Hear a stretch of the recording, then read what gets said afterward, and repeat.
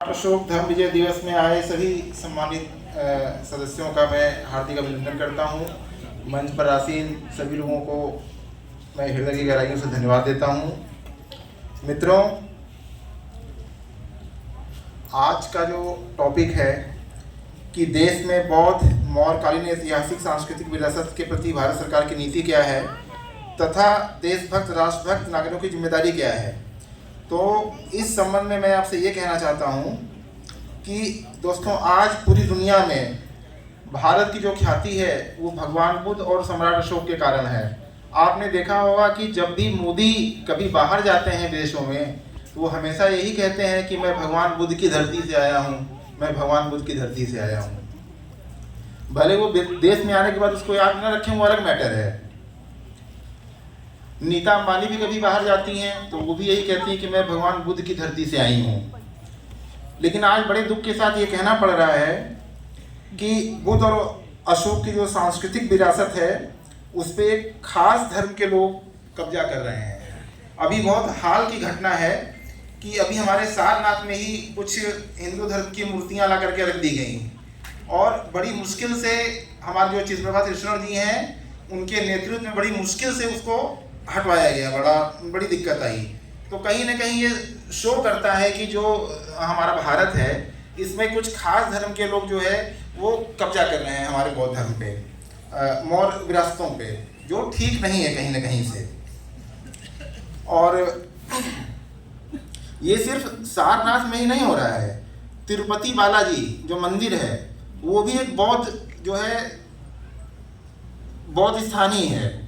आप देखेंगे कि जो तिरुपति बालाजी हैं उनको बिल्कुल जो है पुष्पों से ढका रहते हैं, ढांक दिया जाता है उनको।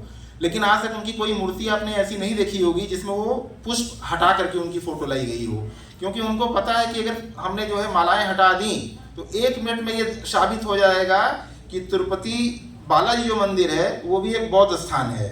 मुंडेश्वरी माता मंदिर बिहार में, उसको भी लोग जो है बुद्ध की मूर्ति है लेकिन मुंडेश्वरी माता का मंदिर बना करके उसे पूज रहे हैं।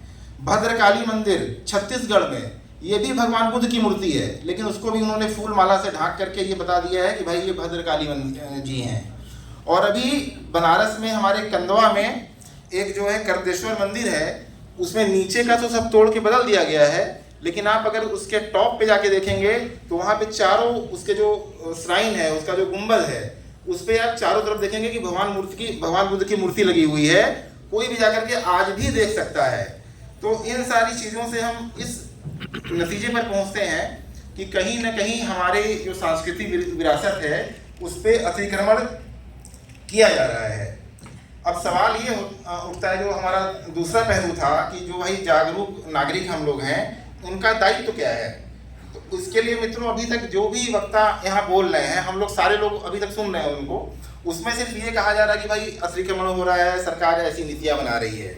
लेकिन मुख्य रूप से ये तब तक नहीं बदलेगा जब तक हम जो है जागरूक नहीं होते हैं। और सिर्फ जागरूक ही नहीं होना है, जागरूक होकर के हमको जो है नेताओं को ये बताना है कि आपको करना क्या है।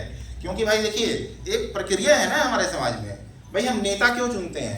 ताकि वो संसद में जाए, संसद में जा करके कानून बनवाए, या सरकार को जो सरकारें होती हैं उनको वो बताए कि भाई इस तरीके से काम करना है। अभी आप डायरेक्ट अगर कोई काम करते हैं तो फिर वही संविधान आपके ऊपर ही हावी हो जाएगा। तो उसको एक सिस्टम में करना है। और भगवान बुद्ध ने बहुत पहले इसका एक सूत्र दिया था हम लोगों को, अप्त दीपो भव। सारे लोग अप्त दीपो भव रटते रहते हैं दिन भर की, अप्त दीपो भव, अपना ज्ञान खुद बनाओ, अपने खुद जागरूक हो जाओ। लेकिन अप्त दीपो भव का जो असली उद्देश्य है उसमें 3 चीजें हैं। उसमें पहली है जागरूकता। अगर हम जागरूक हो जाते हैं तो हम अपने जो भी हमारे जो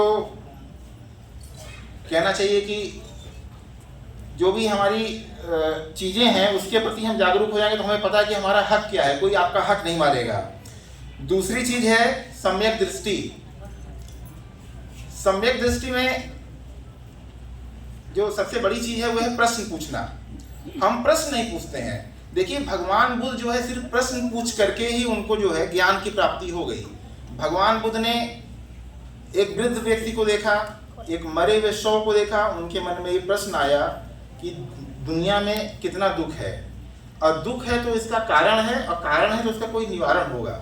तो अगर वो प्रश्न उनके मन में नहीं आता तो क्या वो सिद्धार्थ से बुद्ध बन पाते? कभी नहीं बन पाते। तो मेरा ये कहने का मतलब है कि हम लोगों को ये चाहिए कि हम सारे जो है हमेशा प्रश्न पूछें, क्योंकि अगर आपको जागरूक बनना है तो प्रश्न पूछना पड़ेगा। नहीं तो ऐसे आप लाख किताबें पढ़ते रहिए, आप रट्टू तोता बन जाएंगे, लेकिन आप कभी जागरूक नहीं बन पाएंगे। और तीसरी चीज है कर्तव्य। हम लोग को अपना कर्तव्य भी निभाना चाहिए ना। जेम्स वाट था, यूरोप में पिछले 100 साल में सबके घर में चाय बन रही थी, सबकी केतली में चाय उबल रही थी और भाप भी केतली से निकल रही थी।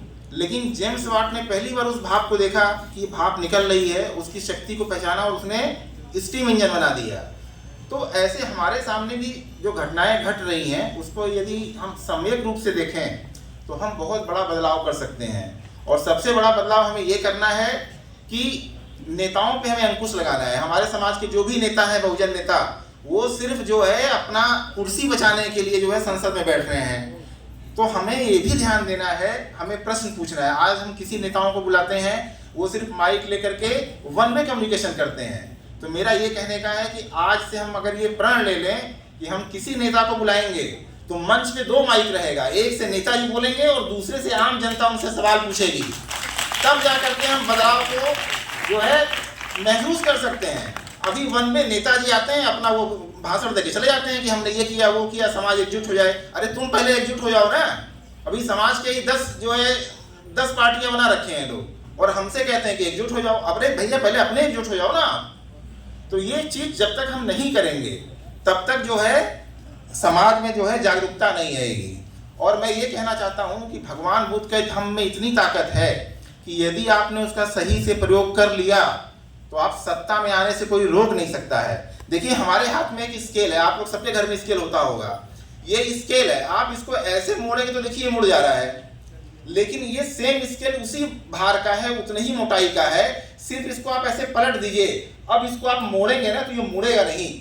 और अगर मोड़ेंगे भी इसको तो कम से कम इसकी तुलना में 10 गुना ताकत लगानी पड़ेगी इसके ऊपर। तो मैं यही कहना चाहता हूं कि धम्म को हम समझ ही नहीं रहे हैं।